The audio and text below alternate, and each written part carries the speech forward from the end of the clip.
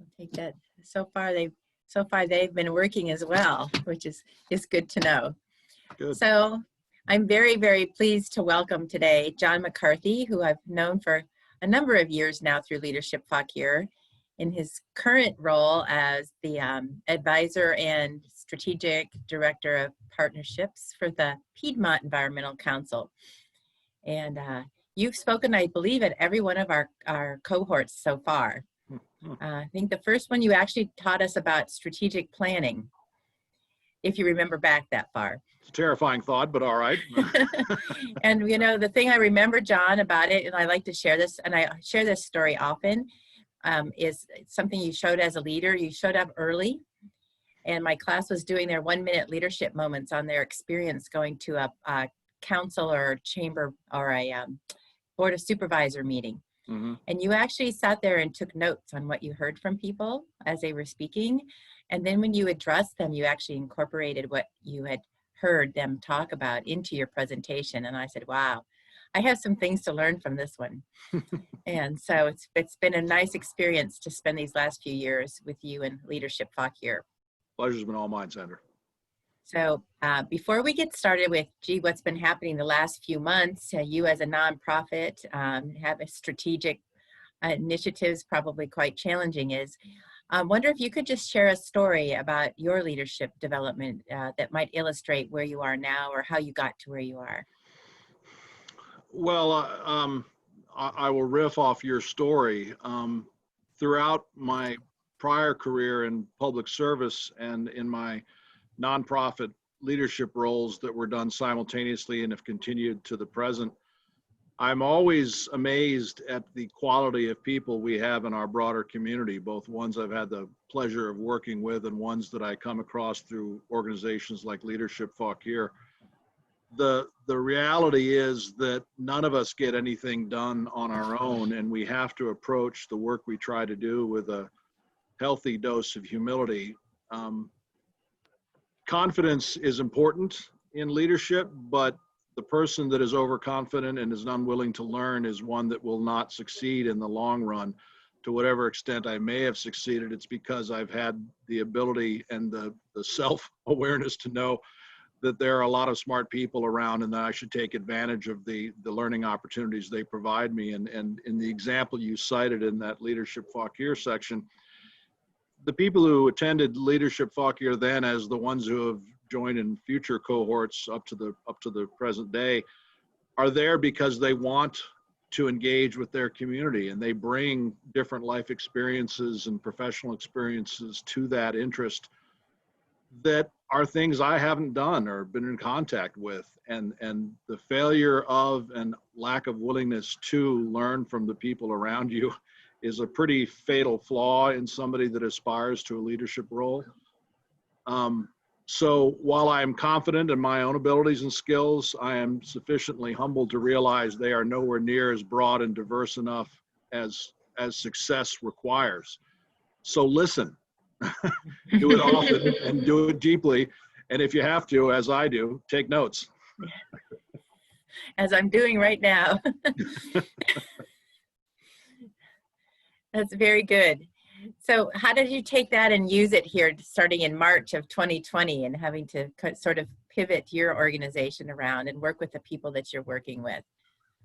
Well, like a lot of organizations, when you're faced with a crisis, and one that appears perhaps to even be an existential crisis, you are worried about protecting your assets first and foremost. And the assets to an organization like my own are the people.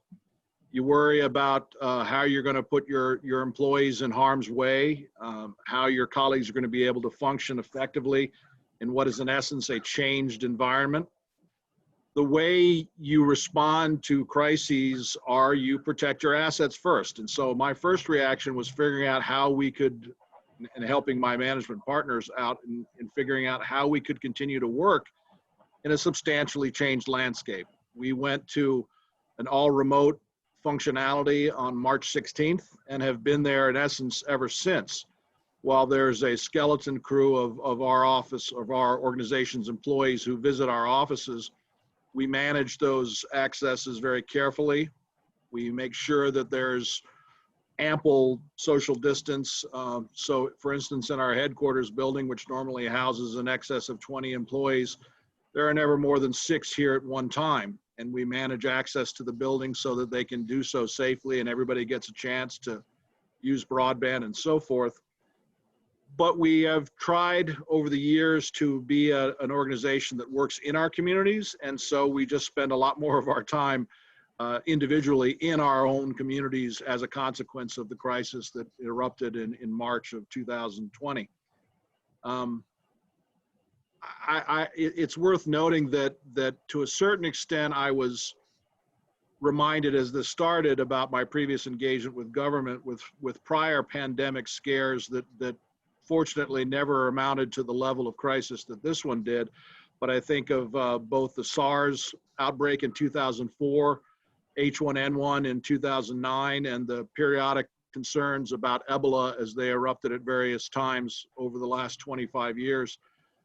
And as a government employee, I was heavily involved in planning for the disaster response that those might have entailed had they gotten more severe and impactful on the American population. Mercifully, they did not, but of course, here we are, in October of 2020, and 200,000 plus Americans dead and millions infected. That's a traumatic and terrifying result. And I do think that my having dealt with those previous occasions that thankfully didn't result in that level of pandemic impact, nevertheless had sort of inured me to thinking about how to respond to it. And so maybe one of the things I brought to our organization was having been to a far less frenetic version of that dance before. Mm-hmm. So what did you learn about your team, your organization, going through this? That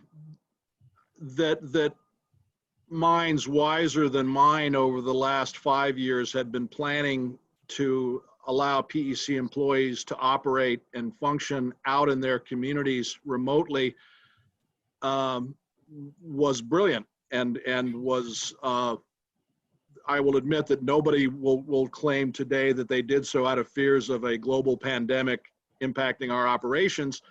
They were concerned that people should be able to visit property owners, to be able to go to community meetings and have broadband access and immediate cloud-based access to all of their files and records and mapping resources, the stuff that we thrive on as a conservation-based organization.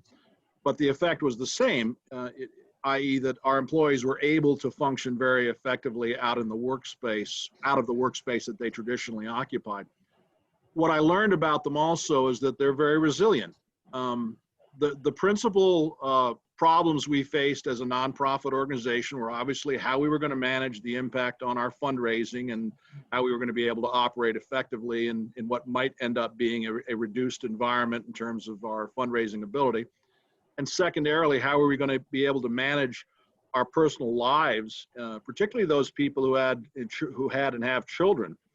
I have never been more grateful to be the parent of 25 to 35-year-old children than I am now, because I don't have the terrible traumas that so many of PEC's employees have in dealing with childcare, whether they're infants all the way up to school-age children. I've watched a lot of my colleagues have to cobble together a variety of resources to make education work, to make childcare work in an environment that's no longer tremendously conducive to that. And so, in sum, the resiliency of our organization, the resiliency of our employees, I can't call a surprise, but I'm pleased at how effectively they have managed solutions. And I'm glad we have a board that's enabled us to have made those steps early on in terms of going to cloud-based functionality for most of our operating systems online, but also to be understanding about employees who need to have a flexible work schedule to deal with those childcare problems and so forth. We've adapted remarkably well. I'll return to the fundraising thing, which of course is the pandemic's effects are not simply on human health. They're on the markets, they're on people's incomes, the ability to support organizations that you favor and want to support has been compromised for a lot of people. And so because of when this event happened, we were relatively early in a fiscal year. We adjusted some of our planning targets. We adjusted some of our fundraising expectations. We held open some positions we had open. We mercifully were not required and didn't have to and haven't had to let anybody go. But we've managed with a very acute eye to the bottom line in what was probably going to be a fiscally constrained environment for the foreseeable future. And that's an element of resiliency too. You have to plan for the bad times, which means you flex up when you have the resources and capacity, but you try not to overreach so that when the bad times hit, as they have for all of the nonprofit community over the last 7 months, you're able to respond appropriately. Mm-hmm.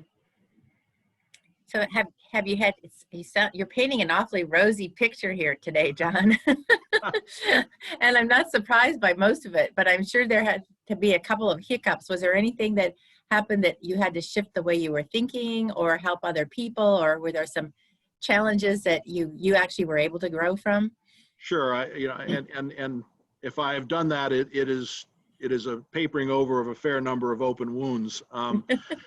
There's no question that at one point we have as many as a quarter of our employees were having to shift their hours, times, and days of work. People have had obviously to take advantage of the opportunities of the Family Medical Leave Act and other things. So there's been both constraints on the employees that had to adjust their schedules to deal with life crises resulting out of the coronavirus crisis, and the attendant consequent stress on those employees who are not having to flex their lives, but they had to flex their lives to deal with their colleagues being unable to perform at the times or levels that they expected. So it was very difficult in that sense. We've pulled in our horn substantially on some expansion we were planning on doing this year, some efforts we were going to undertake that frankly were just beyond our grasp because of these crises and the way they laddered out in our workspaces and in our work plans. The reality is that we are perfectly cognizant that we are not alone in this problem. We have consciously tried to put a positive spin on the realities that we face. I'll also say that, one of the bread and butter issues we deal with is land conservation. And there were a lot of people over the last few years who said, yeah, I'll talk to you about an easement when I don't have anything else going on.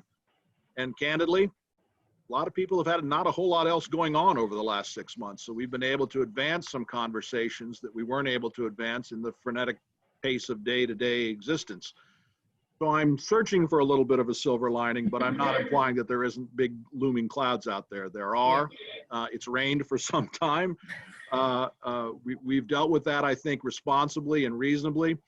Our employees have really stepped up, but it's a tough time. It just is. And we're coming into the holiday season, which worries me in terms of people's satisfaction and mental health, because it's been a long time since they've seen grandparents, since they've seen the most immunocompromised in their families, and it's looking like it's going to be a lot harder to see them, at least for the next few months. And that's Thanksgiving, it's Christmas, it's going to be tough times.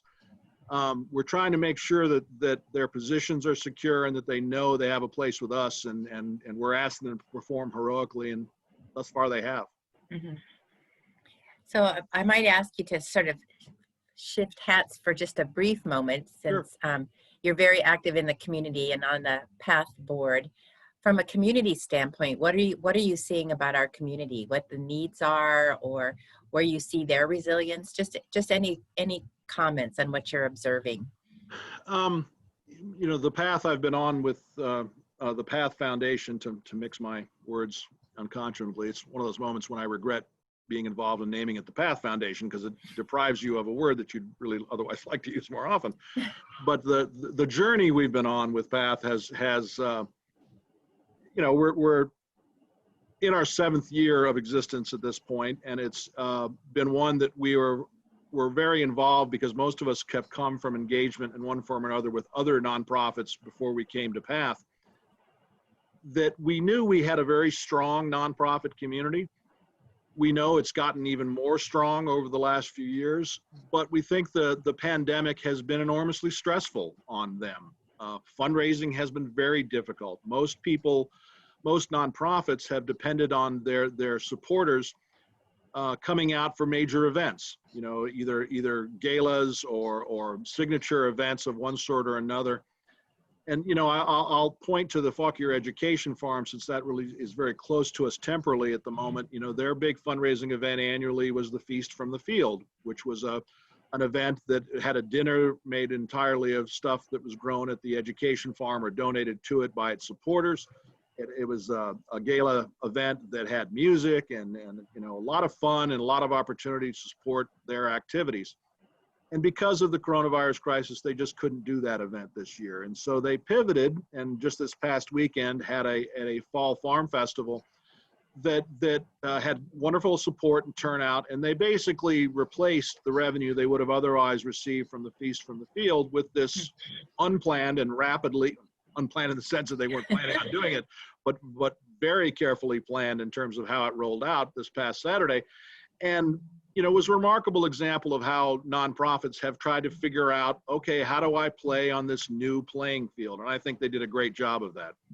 Having said that, there's plenty of other nonprofits that, because of their institutional capacity not being as great, because of their not having as broad-based a support or set of supporters or fixed place in a geography as the education farm does, have had a much harder time. And PATH has tried in a number of different ways to support those organizations, some of which don't necessarily fall clearly into the bucket of those 4 areas of concentration that PATH is focused on, being childhood wellness, elder care, mental health, and access to services, which are 4 broad categories that PATH does most of its grant making in.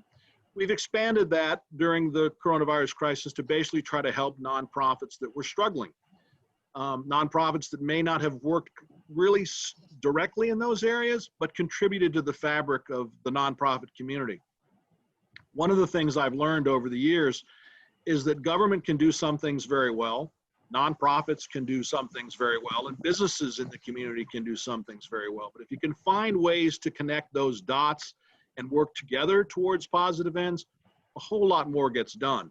And I think that what's happened as the business community in the Fauquier has struggled and how they're going to be able to serve their constituents, nonprofits have struggled to figure out how they're going to serve theirs, and governments have struggled to figure out how they're going to serve theirs.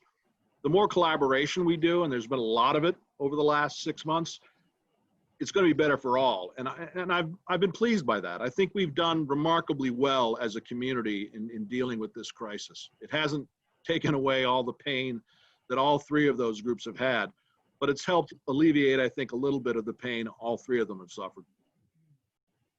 I'm glad you brought that up. I've noticed that myself, just kind of going around, and things are not perfect, but people are working together. It's great to see. It's extremely encouraging, I would say. I agree. I think one of the things a crisis shows is that the insignificant things that we tend to choke over, the little disagreements, the little points of friction, they just don't matter. When the house is burning, you don't argue about which size hose to put on it. You just get every hose you got and go. There you go. There you go. I ran across a quote from Mark Twain a couple days ago, and he said, "I'm an old man now and have suffered many problems, most of which never happened." So, I'm trending toward old man now, and I'm more and more inclined to believe most of what Mark Twain had to say. Yeah, Between he and Churchill, every aphorism's been taken. So there you go. Yeah, I know. So as I get ready to close our time together, if there was one thing that you'd like the people listening today to take away from your experience, from things that you've been going through and seen, what would you like people to remember? That our community, and there's a lot of different ways to define community, but that our community is bigger than most of the problems we face. We should be as concerned about the community as we are about any problems we face. And there needs to be ways for us to reach across these lines, self-inflicted and imposed upon us, that will enable us to make the place better for all of us. And if you focus on what's better for everybody, I think you're always going to do pretty well. There's going to be some problems here and there, but crises have their hidden silver linings. And the ones that I think we've seen over the last 6 or 7 months have been examples where people have said, not going to hassle a lot of the little niggling details. I'm going to work on trying to recover from this and help my neighbors, help my community as a whole. Focus on that. Perfect. Couldn't have ended on a better note. What do you think? Sounds great. I appreciate that. All right, I'm going to go ahead and turn the